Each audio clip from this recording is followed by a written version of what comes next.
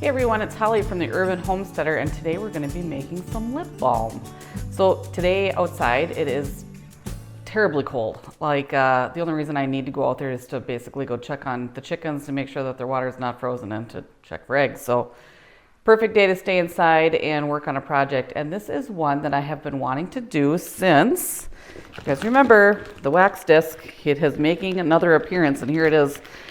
It keeps on getting a little bit smaller every time because I'm using my wax again today for the lip balm. And I thought it'd be kind of fun to show you guys the process. And full disclosure, I've actually made one batch of this already, and it worked. It turned out fine. It's a little too soft though for my liking, so I'm going to tweak the recipe just a little bit, and I'm going to talk to you guys a little bit about that. But first, I'm going to go through what you need. And this is a list and basically the process that was given to me by Carrie, of course.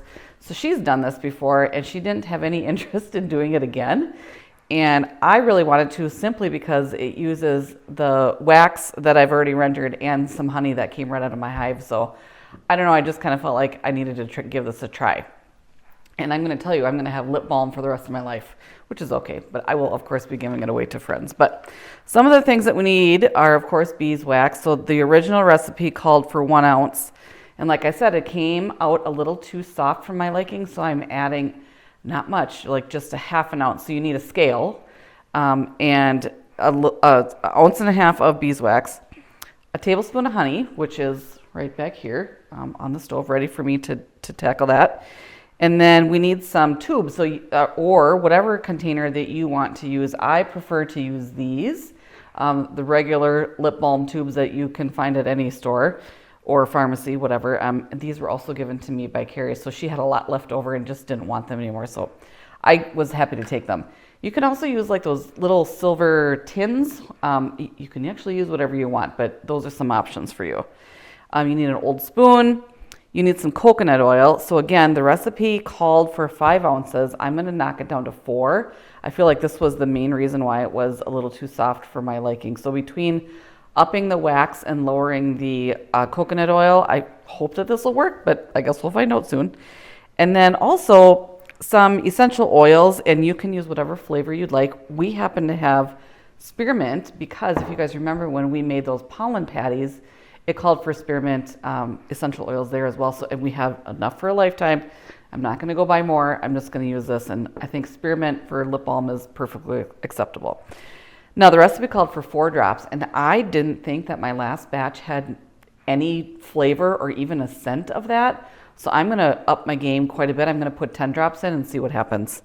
And then, of course, we need a Pyrex measuring cup. And you can see it's already on my stove. I'm already melting down the wax and the coconut oil, which is the first step of doing this. And while we're waiting for that, it takes a little bit of time. You guys remember the wax is real hard. Coconut oil kind of melts down in no time, but the wax takes a little bit. Okay, so while the wax is melting on the stove, we're gonna go ahead and start filling this tube holder. And this is real simple. It's kind of a cool little thing. It's so light and just easy to deal with. So it's got 50 holes in it. And what we're going to do is put the tubes in upside down in all these holes, and then we're going to flip it. And I'm going to show you guys how that's going to work. I'll start down here. By the time I get this thing loaded up, the wax on the stove is probably going to be melted.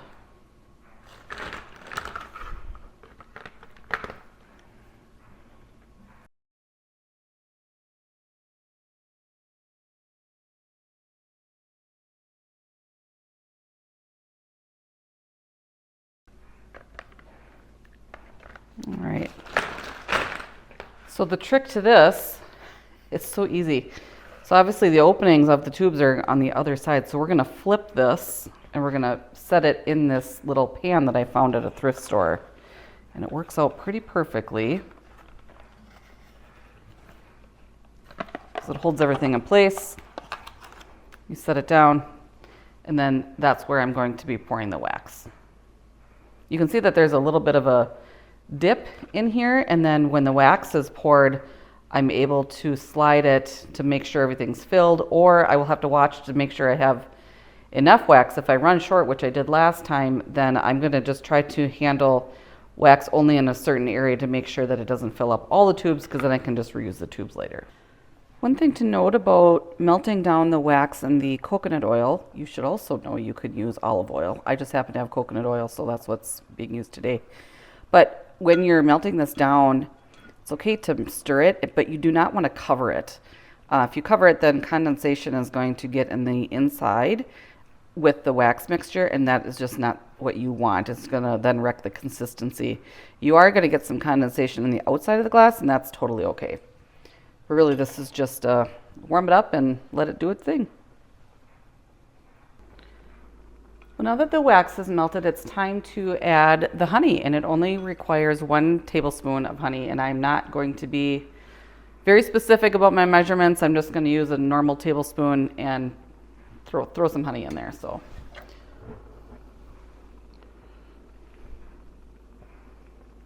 it might be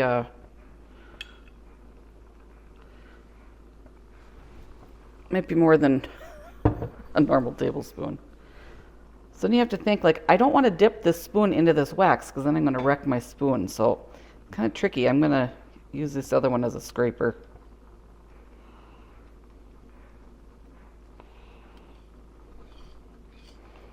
And then we'll just let that kind of warm up and mix in with the rest of the concoction that we've got going on here. All right. Now we're going to remove this from the stove, and we're going to add in the spearmint for flavoring that I wanted to add. So this is when it gets, like, you kind of have to hurry because you don't want this to get hardened up. I should also say that I did add some vitamin E. I did 3 drops, so that's just an added bonus for the content of the lip balm.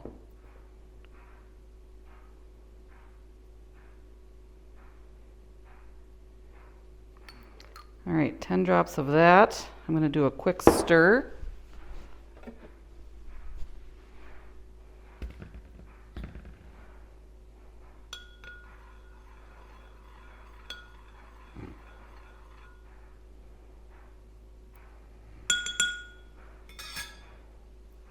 I'm going to pour it into the tubes. Want to be very careful that you don't spill. If you spilled this, it would be, oh my gosh, such a mess. I can't even imagine.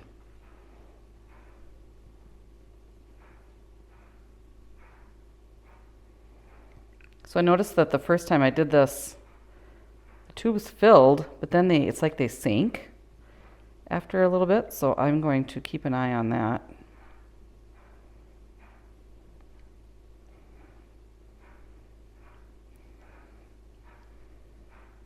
And there is some that's leaking out, and that's okay. It's not the end of the world. And these tubes are going to be kind of full of wax too once this does dry.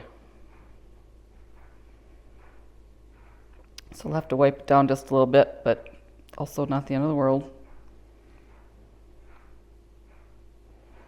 So again, I didn't get them all filled, but I am going to see if I can scrape this down.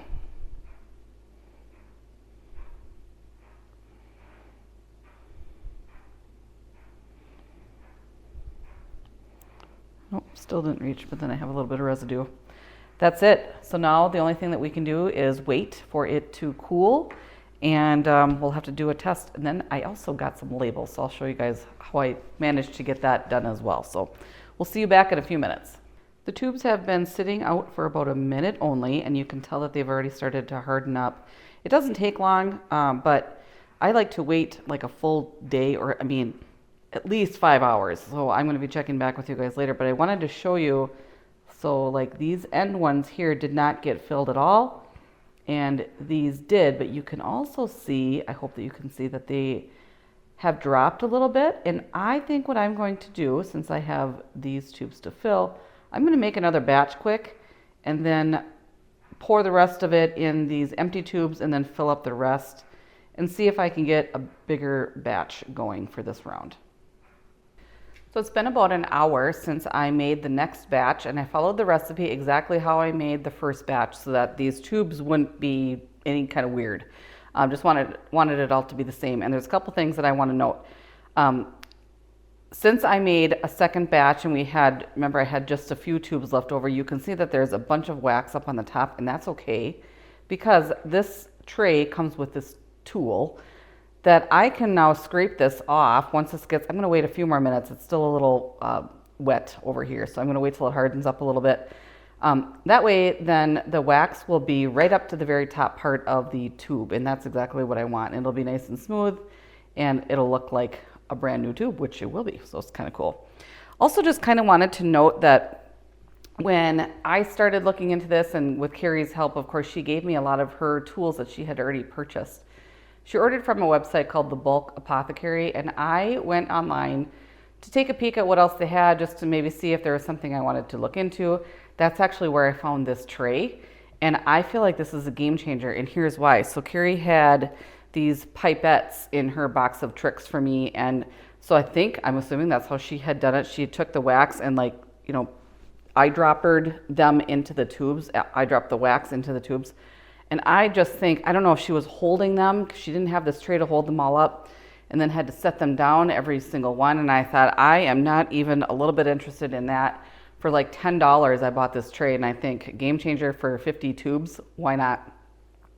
So I just think it's just the easier way for me to go, you need to do you.